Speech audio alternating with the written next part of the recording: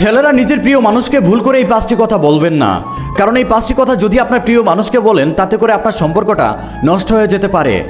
কারণ এই 5টি কথা মেয়েরা শুনলে অনেক কষ্ট পায়, আর মেয়েরা এই 5টি কথা তার প্রিয় মানুষটার মুখ থেকে শোনার পর তার প্রিয় মানুষটাকে ছেড়ে দেয়। তাই এই 5টি কথা ছেলেরা শেষ পর্যন্ত শুনে যাবেন। নাম্বার 1, আপনি কখনো তাকে খোঁচা দিয়ে কথা বলবেন না, কারণ মেয়েরা খোঁচা দেওয়া কথাগুলো সহ্য করতে পারে না। নাম্বার 2, নিজের কোনো স্বার্থ হাসিল করার জন্য প্রিয় মানুষটাকে জড়িত করবেন না, তাতে করে সে আপনাকে স্বার্থপর ভাবতে পারে আর আপনার প্রতি তার গুরুত্ব কমে যেতে পারে। নাম্বার 3, অন্য মেয়ের সাথে নিজের ভালোবাসার মানুষটাকে তুলনা করবেন না, তাতে করে একটা মেয়ে সবচাইতে বেশি কষ্ট পায়। তাই ভুল করেও নিজের প্রিয় মানুষটার সাথে অন্য কোনো মেয়ের তুলনা করবেন না।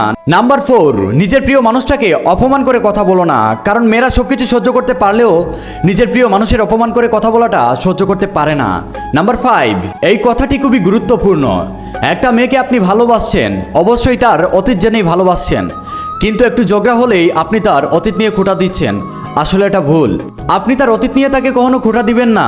আপনি তার অতীতের কারণে বর্তমানে তাকে কষ্ট দিবেন না।